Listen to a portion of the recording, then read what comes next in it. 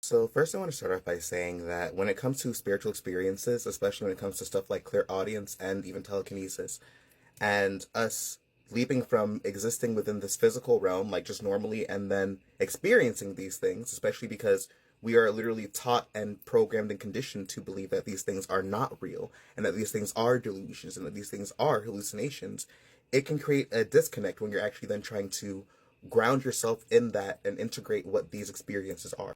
So, with all the respect in the world to medical professionals and mental health professionals, it's important to note that these things are still relatively new to humanity, right? Psychology is still a relatively new field of study. In addition to that, if we were to then look at how, say, other cultures around the world, maybe especially indigenous ones, how they would interact with these concepts, it's far different. And their results with how people then get remedied are completely different. It's like day and night. So it's a very delicate line because there is the ability to experience things, but there's not always the ability to then ground that knowledge fully and ground those experiences fully to this physical realm for it to then be consistently replicated or referenced in a way that most people would define as quantifiable. So I guess I'll start briefly on like what clear audience is. I'm not going to go too much into it, but clear audience in and of itself is simply the ability to interact with and hear tangibly like the other side, like spirits, energies, and stuff like that as they communicate with you.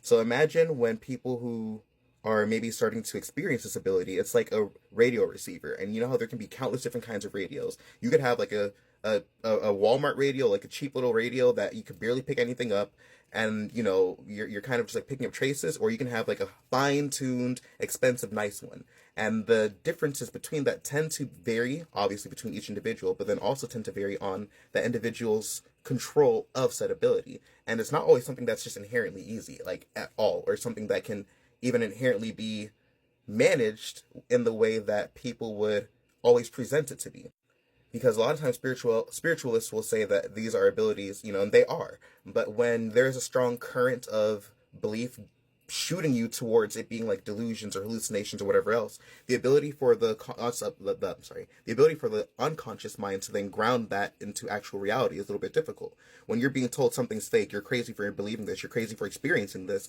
it's going to be a little bit difficult for you to then be the only person experiencing something and then to believe that you are not the insane one or going, you know, or losing your mind.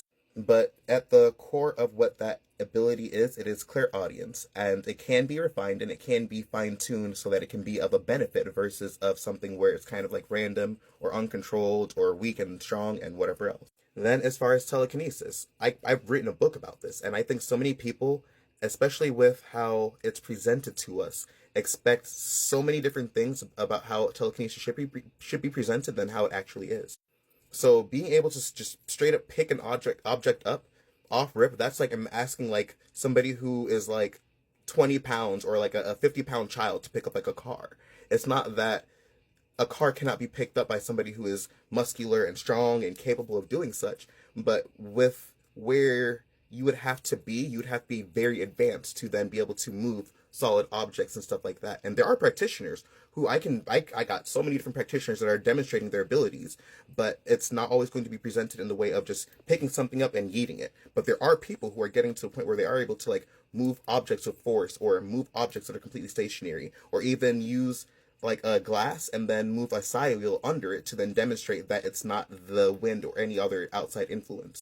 So what tends to happen with humans as we are interacting with these concepts is we tend to get introduced to these concepts almost like little breadcrumbs, and then depending on the direction that we take, we either expand towards them and they start to then grow a little bit more, or we then relapse into, I would say, the older belief systems that we were taught or born or raised into. It's one of those things where it's like, are you going to trust what you are feeling, seeing, and sensing yourself, or are you going to allow other individuals to then dictate what your reality is?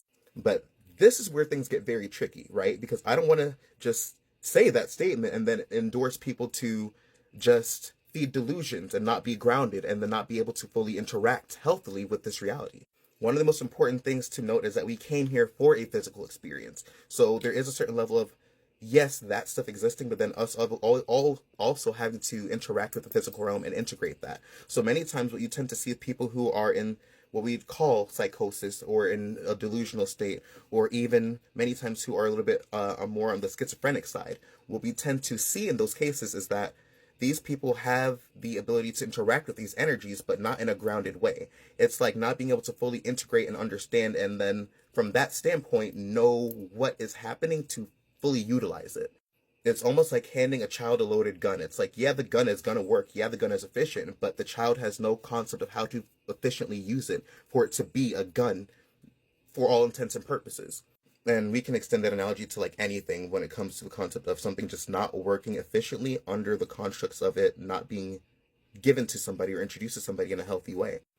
So then there's that, much less the fact that there are then so many infinite amounts of different energies and interactions that you can then have within those constructs, like schizophrenia or clairaudience or whatever else, either seeing or hearing through the other veil. Since those experiences range so much and there's so little what we'd consider to be scientific data on it, it tends to be very convoluted and very difficult to understand fully what experiences you had and how you're able to then interact with reality, or I'd say the consensus reality from there. There's this quote, and I fully believe it.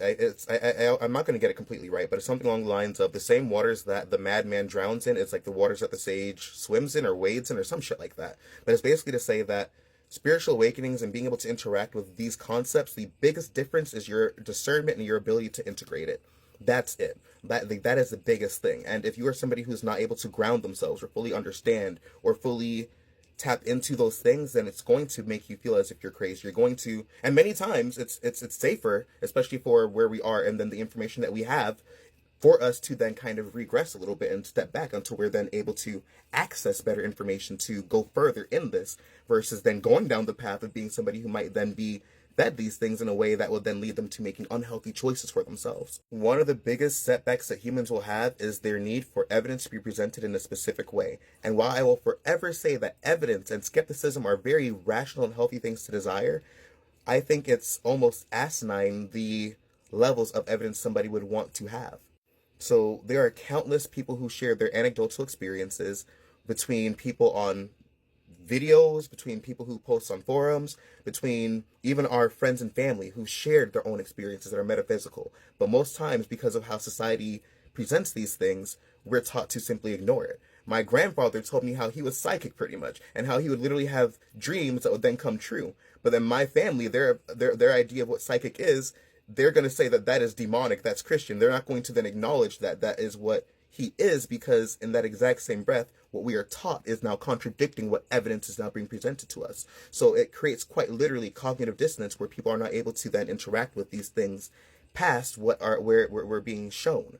There's that, and then there can be countless different studies. I mean, and there are a lot of different studies about these things. That's what really kills me. Some are actually peer-reviewed, but some are not. And then because of the fact that they're not peer-reviewed, people just, for whatever reason, throw the entire study out. They don't read the study, they don't read the data, they don't read all the other people. Like, this study could have had like 100 different scientists in there, but because it doesn't have a stamp of it being peer-reviewed, which is it literally just being reviewed by other fucking scientists under a certain fucking lens, it can be the exact same study that would then benefit humanity. But because they are so dependent on there being a specific title on that evidence, they're going to then dismiss any validity of that evidence then being able to help them. And I'm not saying you have to believe it blindly, but one of my favorite examples of this is the Monroe, the Gateway tapes, right? These are tapes that quite literally, you don't even have to trust what this person says, because he has an entire study that's produced off of these tapes. But then they give you instructions and then directions and ways to then replicate and experience these things directly for yourself. So yeah, it's not peer-reviewed, but I mean, I've experienced things. I can tell you countless other people who have explored these concepts and have experienced things, and there are countless people who then will share their experiences directly from the tape. So just because there are like 5 different scientists who didn't peer review it, it doesn't mean that there's not validity or weight or evidence or information that could be valuable for people to then interact with past that point. Some things are just titles and stamps, and there are countless different scientific discoveries that were made by everyday humans, and every scientific discovery has been made by another human. the way that we go about quantifying it or putting it in as far as evidence goes can just be a little bit rigid and not always available to do in the way that people want it to be done. But it doesn't mean that it's not valid, and it doesn't mean that it does not exist, and it doesn't mean that it's not out there. And I can provide study after study after study about these things, again, some being peer reviewed.